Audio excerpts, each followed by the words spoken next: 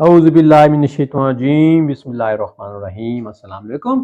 آپ دیکھ رہے ہیں گلوبل ڈیفنس ویو، اور آج کی ہم گلوبل ڈیفنس ویو میں بات کریں گے کہ SU-57 فیلون 5th جنریشن اسٹیلتھ جہاز کو بالآخر ایک گاہک مل گیا۔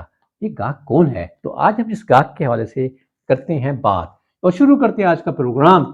پچھلے دنوں زحائی میں ایک ایئر شو تھا اور اس شو میں روس کا SU-57 فیلون بھی شریک کار تھا۔ تو اس ایئر شو کے دوران ایجنسی روسو بوران ایکسپورٹ کے چیف ایگزیکٹو نے کہا کہ جی ہمیں SU-57 فیلون کا ایک گاہک مل گیا ہے۔ چلیں جی، بہرحال یہ بھی ایک اچھا ہوا کہ یہ ایک ایسا اتنا اچھا جہاز تھا کہ اس کو اتنے سارے عرصے میں کوئی آرڈر ہی نہیں ملا تھا۔ لیکن بہرحال زحائی کا یہ ایئر شو SU-57 کے لیے خوش نصیبی کا باعث بنا۔ اسی شو میں چائنا نے اپنے نئے J-35A لڑاکا طیارے کی بھی نقاب کشائی کی ہے، جس کے بارے میں ایک عمومی تاثر یہ ہے کہ یہ F-35 سے ریزمبل کرتا ہے۔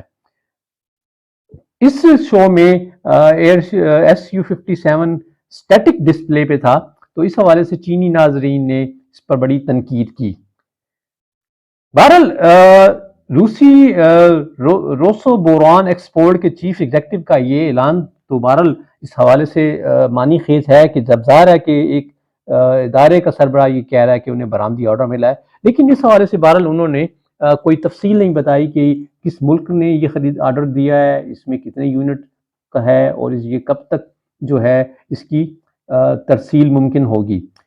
اب دیکھتے ہیں جی SU-57 بنیادی طور پر یہ کیسا جہاز ہے۔ بہرحال یہ 5th جنریشن جہاز ہے اور اسٹیلتھ ہے، لیکن اگر ہم اس کو دیکھیں تو ابھی تک اس کی کوئی کارکردگی یا اس کا ٹریک ریکارڈ جو ہے، اگرچہ رشیا میں یوکرائن کے ساتھ جنگ ہے اور اس جنگ میں رشیا کی ایئر فورس کو کافی ناقابل تلافی نقصانات بھی پہنچے ہیں، اور وہاں رشیا جو ہے اپنے روایتی جہازوں کی کمی کا شکار بھی ہے، تو ایون دین وہاں SU-57 ابھی تک اپنا مطلوبہ نتائج دینے میں سامنے نہیں آ سکا۔ اس حوالے سے بہرحال اس جہاز کی خصوصیات پہ کچھ بات دیکھتے ہیں۔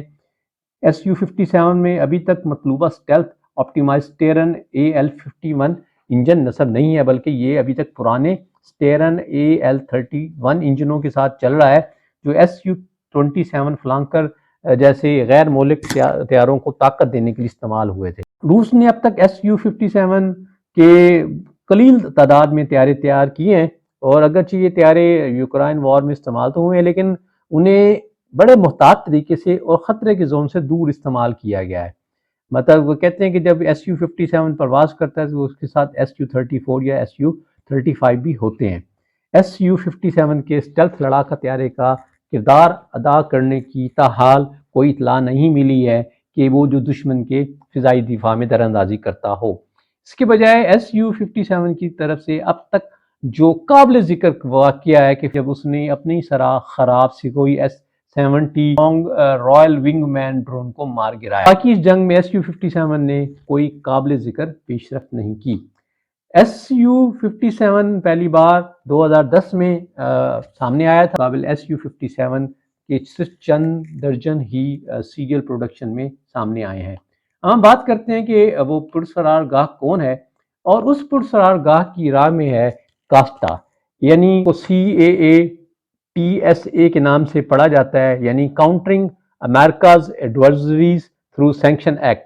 اسی طور پہ کاسٹا ایکٹ اس بات کو روکتا ہے کہ روسی اسلحہ یا روسی طیاروں کی خریداری پر پابندی عائد کرتا ہے۔ تو کاسٹا نے روسی لڑاکا طیاروں اور دیگر طیاروں کی برآمدات کو تباہ کر دیا ہے، کیونکہ مصر، فلپائن، سربیا اور دیگر ممالک نے اپنے آرڈر یا تو منسوخ کر دیے یا روسی طیارے خریدنے پر غور نہیں کرے۔ اب اس میں سے کچھ ایسے ملک رہ جاتے ہیں جو روسی طیارے خرید سکتے ہیں، جیسے کہ امریکی F-35 کی خریداری سے محروم متحدہ عرب امارات، اور مصر نے ابھی یہ اشارہ دیا ہے کہ وہ چینی طیارے خرید سکتے ہیں، کیونکہ چینی طیاروں کی خریداری پر کاسٹا کا اطلاق نہیں ہوتا۔ اسی طرح ویتنام کے سوویت یونین یعنی روس کے ساتھ طویل عرصے سے تعلقات تو رہے ہیں، لیکن خطے میں بڑھتے ہوئے چین کے کردار کی وجہ سے اس کے امریکہ کے ساتھ بھی خوشگوار تعلقات ہیں۔ ہندوستان ایک پرومسنگ اس جہاز کا حصے دار تھا، اور 2010 میں وہ $6 بلین کی سرمایہ کاری پر بھی راضی تھا، اور 2014 تک ہندوستان اس پروگرام سے ناخوش تھا۔ بعد میں اس نے یہ کہہ کر اس کو پروگرام کو چھوڑ دیا کہ یہ اس کی ضروریات کو لیے ناکافی ہے، اگرچہ اس پہ بھی کاسٹا کی پابندیاں لگ سکتی ہیں۔ اب یہ واضح نہیں ہے کہ وہ پرسرار خریدار کون ہے۔ اب ایک مختصر سی فہرست رہ جاتی ہے کچھ ممالک کی۔ چین کی جانب اس لیے خیال نہیں جا سکتا کیونکہ چین کے پاس پہلے ہی J-20 اور J-35 جیسے 5th جنریشن اسٹیلتھ جہاز موجود ہیں، اس لیے اس کو کسی اب روسی جہاز کی ضرورت نہیں ہے۔ ہاں البتہ الجیریا، ایران، شمالی کوریا، بیلاروس اور قازقستان وہ ممکنہ ملک ہو سکتے ہیں جہاں جو روسی جہازوں کے خریدار بن سکتے ہیں۔ ایران اور شمالی کوریا پر بھی کاسٹا کی طرف سے پابندیاں ہیں، اگرچہ بیلاروس اور قازقستان کے پاس کم دفاعی بجٹ ہے لیکن ان کا روسی اثر و رسوخ میں بہت اثر ہے۔ ایران اور شمالی کوریا کو اپنی ایئر فورسز کے لیے جدید جیٹ اختیاروں کی ضرورت ہے، اور یہ بھی ممکن ہے کہ روس کے قیمتی جہاز شاید ان ممالک کو انتہائی رعایتی قیمتوں پر مل رہے کیونکہ یہ یوکرائن کے حملے کی حمایت کرتے ہیں۔ اب اسی طرح ایران کو تقریباً 45 سال کے بعد اپنے پہلے لڑاکا طیاروں کی فراہمی مل رہی ہے، وہ بھی اس وجہ سے کہ جب 2 درجن Su-35S فلانکر جو کہ مصر کے لیے بنائے گئے تھے لیکن وہ امریکی کوسٹا ایکٹ کی پابندی کی وجہ سے وہ معاہدہ منسوخ کر دیا تھا۔ ہاں ایک الجزائر ایک ایسا پرسرار ملک ہے جو شاید یہی پرسرار خریدار ہو سکتا ہے، کیونکہ الجزائر کی جو پولیٹکس ہے وہ بڑی پیچیدہ ہے۔ آزادی کی وحشیانہ جنگ کے بعد سے اس کے مغرب خاص طور پر فرانس کے ساتھ کشیدہ تعلقات ہیں۔ الجزائر کا جو روایتی حریف ہے وہ مراکش ہے، اور سن 2020-22 سے یہ اطلاعات ہیں کہ الجیریا جنگی طیارے خریدنے جا رہا ہے، لیکن کافی سالوں سے اس معاہدے کے بارے میں بھی کچھ اطلاعات نہیں ہے، اور قیاس رہی ہے کہ یہ معاہدہ بھی ختم ہو سکتا ہے۔ اس کے برعکس مراکش نے طویل عرصے سے مغرب کے ساتھ قریبی تعلقات کا لطف اٹھایا ہے، اور یہ ریاست ہائے متحدہ امریکہ کی آزادی کو تسلیم کرنے والا پہلا ملک بھی تھا۔ یہ افواہیں بھی ہیں کہ مراکش F-35 خرید سکتا ہے، اگرچہ اس بات کی کوئی اشارہ نہیں ملا کہ امریکہ جو ہے وہ F-35 مراکش کو فروخت کرنے پر غور کر رہا ہے۔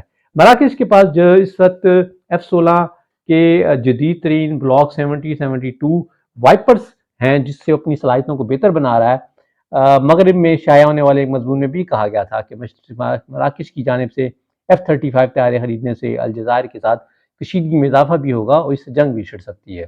الجزائر اس سے پہلے تقریباً 60 سخوئی Su-30M KA اور MiG-29 چلا رہا ہے۔